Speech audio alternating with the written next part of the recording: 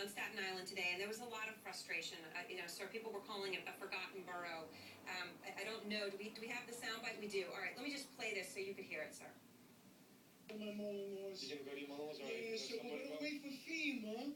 Okay. Did you call? Yeah. They're on the ground today. FEMA is on the ground today. All right, FEMA was on the ground today, sir. We saw them at the shelter, but it's 3 days since the storm, and everyone there told us they were just getting there today. Why did it take 3 days?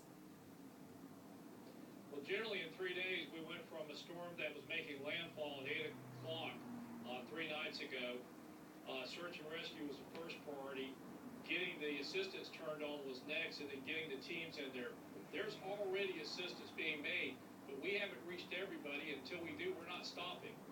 So, yeah, we're at day 3, and it's going to continue as we get to the rest of the communities and get to the people that are at the hardest hit areas. I'm just asking this question. I just want to push a little bit more on it, sir. Some of the areas we've been in Hoboken, they're wealthier, they're more well connected. Where we were today was the exact opposite of that, and they were the very people who haven't gotten the help in time. Some people might feel there's a link, socioeconomically. If you're doing wealthier, if you're wealthy, you got more help from FEMA more quickly than the rest of the people. Well, our assistance is based upon need, and those that generally have more resources than insurance aren't going to get the same assistance. Right now, just because of the registrations, there's about $9 million already been approved. And to get that assistance, you would have not had insurance, and you would not have much financial resources. So it's getting to those people, getting them the longer-term housing assistance they're going to need while we deal with just the whole area of issues that we're working on. So you're saying, I just want to make sure I understand, you're saying that in the wealthier areas, because people have the insurance, they are more likely to see FEMA. That what we saw makes sense. Yeah, well, they're not going to likely get as much assistance because they have insurance or they don't have the financial need. They're not going to qualify for as much FEMA assistance as people that have greater needs. So the $9 million is already approved and continues to go up. That's going to people who don't have the insurance, don't have the resources. So it's really the people that didn't have that kind of protection that are going to get the most FEMA assistance. So in places like Staten Island, where FEMA took 3 days to get there, what are you going to do now? They had complaints about looting. You heard our reporter Brian Todd saying there's looting in the neighborhoods themselves. We'd also heard in some neighborhoods looting of stores.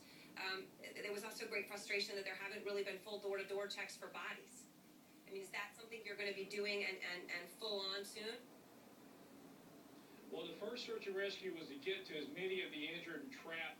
Now the search is going to go back and look for the missing and account for all of the recoveries. And that will take time, as they want to be very thorough and make sure they get those done and make sure we can identify and hopefully find that people that are missing just haven't been accounted for. But that will continue until they have accounted for all the missing. So this is, again, we're in day 3, search and rescue, get to the injured and trapped. Now looking for those that are still missing, getting power and critical facilities in there, and getting assistance to the survivors. And let me ask you how much higher you think the death toll may go, given that there haven't been full body searches in places like Staten Island, which already have the highest death toll. I really can't say based upon what the teams have been working on. They're going against now as people are reporting that family members may be missing or they haven't accounted for folks. And I think those are things, as the city Office of Emergency Management gets those numbers, the teams are going back to look for those areas, perhaps look for more people, but really trying to get to the list that says how many people are still not accounted for that could have been in these areas.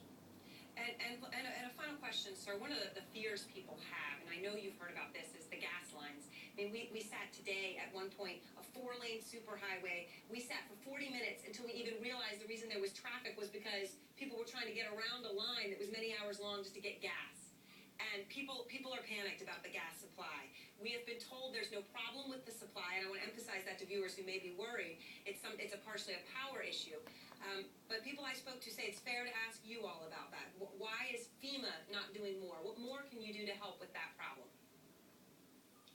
Well, part of it was getting where you could get the fuel barges back into some of the areas of port. So Coast Guard and Corps of Engineers were working for the last couple of days to get where they could get the barges back into the facilities that could take them. That starts getting some of the supply back in there.